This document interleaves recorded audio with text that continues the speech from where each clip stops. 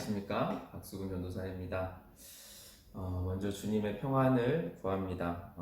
코로나19 바이러스로 인해 고통당하는 모든 가정과 형제와 자매들에게 하나님의 평안과 치유가 함께하길 기도하겠습니다. 이제 이렇게 주님과의 동행을 좀 준비하게 됐는데, 여러분 주님과의 14일간의 동행을 좀 나누기 전에 먼저 우리 코로나19 사태에 대한 얘기를 좀 먼저 하겠습니다. 요즘 일부 목회자들의 발언이 좀 걱정스러울 때가 있습니다. 재앙은 하나님의 심판이다 라고 말하고 혐오의 대상을 정하고 움직이는 것, 그리고 또 많은 자들이 어떤 혐오의 대상을 보고 비판하는 것. 물론 재앙에는 하나님의 뜻이 분명히 있을 수 있습니다. 하지만 약간의 문제적 시각이 존재하는 것 같습니다. 가장 큰 시각의 문제점은 이 상황 자체를 우리의 죄라고 말하지 않고 너희의 죄라고 말하는 것, 이렇게 책임을 다른 사람에게 전가하고 있는 것은 굉장히 위험한 발상이라고 생각합니다. 성경은 그렇게 이야기하고 있지 않습니다. 사실 에레미야 시대 멸망을 바라보면서 수없이 많은 선지자들이 선포했던 메시지가 이런 이야기였죠. 에레미야만 우리의 잘못이다 라고 회개에 대한 이야기를 했어요. 오늘 우리가 취해야 될 매우 중요한 태도가 아닌가 생각합니다. 역사적인 몇 가지 상황을 좀 살펴보고 싶은데, 로드니 스타크가 쓴 기독교의 발응이라는 책이 있습니다. 근데 그 책에 굉장히 재미난 사실들을 기록하고 있는데, 오순절 성령의 역사 때 120명 정도의 예루살렘 공동체가 엄청나게 폭발적으로 여러분 성장하게 됩니다. 잘 아시는 것처럼 313년 콘스탄티누스에 의해서 기독교가 로마의 공식 종교로 공인될 때까지 박해받고 핍박받던 교회가 어떻게 그렇게 엄청난 부흥이 있었을까? 무려 한 10% 정도가 콘스탄티누스 황제 때 기독교 인구였습니다. 한 500만에서 750만 정도. 근데 이 로드니 스타크가 중요한 몇 가지 요인을 찾아서 썼는데, 그 중에 한 가지 흥미로운 것에 대한 것을 여러분과 좀 나누고 싶습니다. 지금 우리가 만난 이 코로나19 사태와 비슷한데, 초대교회 당시, 그러니까 165년에 로마 16대 황제인 마르쿠스 아우렐리우스 안토니우스라는 황제 때 벌어진 일인데, 일종의 천연두 같은 역병이 발생을 해요. 그때 엄청나게 많은 인원들이 죽습니다. 이게 한 15년간 지속되는데 500만 명 정도가 죽어요. 그래서 이걸 다른 말로 안토니우스 역병이다 라고 부르기도 합니다. 그리고 나서 100년이 채 지나기도 전에 두 번째 역병이 발생하는데, 이때도 한창 창궐할 때는 로마에서만 5,000명씩 죽어나갔습니다. 알렉산드리아라는 도시에는 인구의 3분의 2가 죽을 정도로 강력한 역병이었어요. 이 같은 상황에 대해서 소위 종교계가 기독교는 그때 박해받는 시절이었습니다. 종교계가 뭔가를 대답을 해야만 했습니다. 그때 이교 세계에서는 뭐라고 대답했냐면 신의 진노다 라고 대답을 한 거죠. 그럼 진노의 대상이 누구냐? 누구 때문에 그런 거냐? 유대교, 기독교, 가난하고 병든 자, 어린이와 여성들, 소위 사회적 빈곤층을 저주의 대상으로 삼았어요. 그거 외에는 어떤 곳으로도 이교도나 제사장들이나 혹은 그 시대의 철학자들이 설명을 전혀 못했고 말할 수도 없었습니다. 그 순간 이교 세계에 밑바닥이 드러난 거죠.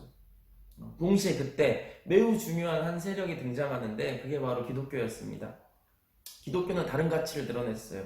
그 당시 카르타고의 감독 키프리아누스나 알렉산드리아 감독 디오시니우스 같은 분들이 전혀 다른 가치를 설명하기 시작했어요. 특히 디오니우스의 편지를 보게 되면 이런 장면이 나옵니다. 기독교 형제들이 위험한 상황, 전염병이 창궐한 상황에서도 자기 목숨을 아끼지 않고 병든 자를 돌봐준 거죠. 그 중에 한 문장만 제가 읽어드리겠습니다. 다른 이들을 간호하고 치유하면서 많은 사람들이 그들의 죽음을 자신에게로 옮겨오고 그들을 대신해 죽었다. 근데 반면에 이교도들은 정반대로 행동한 거예요.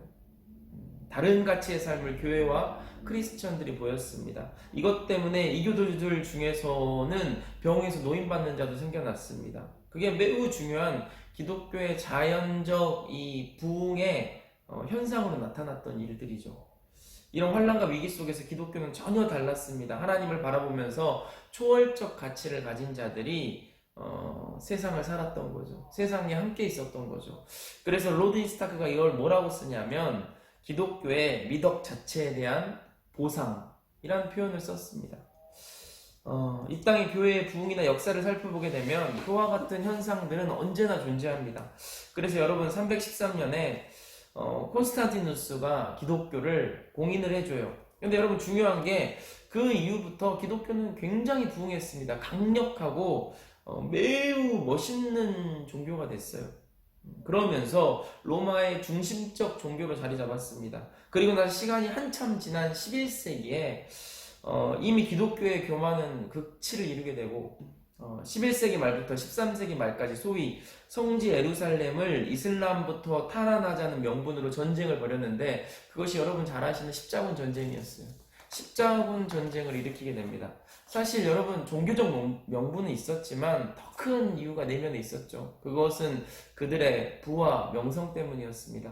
여러분 그 전쟁으로 인해서 동로마 제국은 멸망의 길로 들어서게 되고 모든 것이 정리되었던 1446년 북쪽에 위치한 이 제노바의 무역기지 카파에서 흑사병이 발생하게 됩니다. 이 흑사병은 불과 4년도 지나지 않아서 유럽 전체로 유라시아에서만 7,500만 명의 목숨을 여러분 앗아갔던 엄청난 역사였습니다. 근데 여러분 중요한 게 있어요. 그 엄청난 흑사병이 창궐할 때 그 부흥했던 전체를 다루고 있었던 그 교회가 내놓은 대답이 뭐였느냐? 그건 하나님의 진노였다. 근데 여러분 더 중요한 게 뭐냐면 그럼 진노의 대상이 누군데? 누구 때문인데? 그걸 유대교와 이교도들에게 돌렸습니다. 유대인, 동성애자들, 또 등등의 세력들을 마녀로 몰아서 흑사병의 원흉으로 몰아서 소위 마녀 사냥을 시작했습니다. 여러분 이건 앞으로 발생했던 역병에 대해서 전에 제가 처음에 얘기했던 초대교회의 그 기독교의 태도 말고 이교도가 취했던 방법과 똑같이 했다고요. 하나님의 진노다. 근데 내 탓이 아니라 다른 이교도 탓이다. 여러분 사실 교회는 초대교회로 돌아가서 그때 보였던 그 아름다운 희생과 헌신을 보여야 됐는데 그걸 놓친 거죠. 여러분과 같이 우리가 만나는 이 코로나 사태를 바라보면서 우리가 좀 생각해야 될 것이 무엇인가? 당연히 우리가 먼저 회개해야 됩니다. 회개.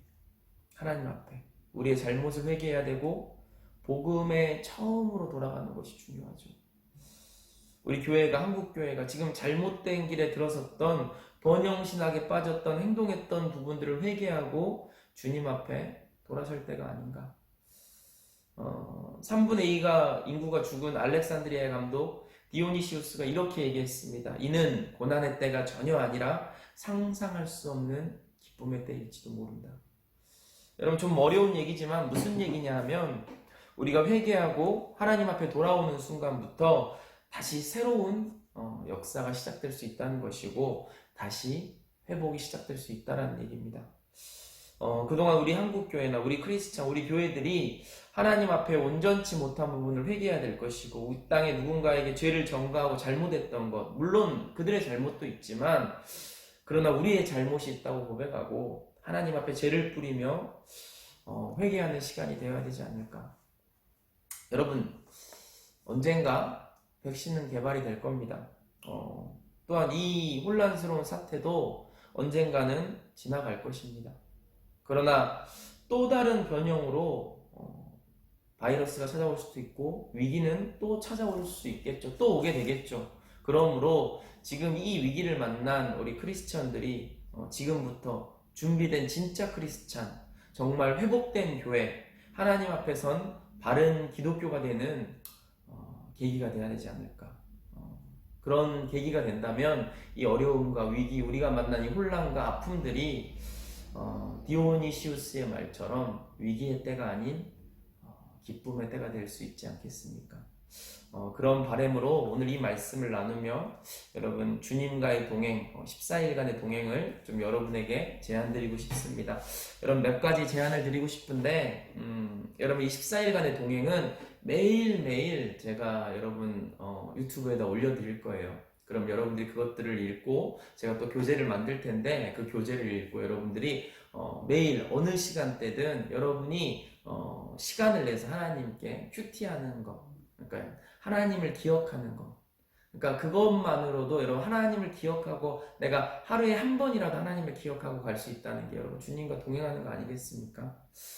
또 한 가지 여러분 좀 제안드리고 싶은 것은 금식 헌금을 좀 제안드리고 싶습니다. 제가 지금 하고 있는 방식인데 제가 이제 사순절부터 이렇게 하고 있는 방식인데 여러분 우리가 하는 이 14일 동안에 여러분들이 하루에 한 끼라도 여러분 좀 금식을 좀 작정을 하고 하나님 앞에 절제하면서 금식을 좀 했으면 좋겠는데 금식이 그냥 굶는 게 중요한 게 아니라 금식을 하면서 하나님을 생각해야 되고 하나님을 생각하면서 다른 연약한 자들을 위해서 내가 그 금식한 그 밥값을 뭐 꼭 집에서 먹든지 밖에서 먹지 않더라도 그걸 생각하면서 뭐 5천 원이든 뭐 몇천 원이든 뭐 만 원이든 그렇게 해서 그 금식한 때의 음식값을 모아서 그거를 여러분 모아가지고 굶주리고 고통받는 이들을 위해서 헌금하는데 좀 같이 동참하면 어떨까 그렇게 좀 제안을 드리고요.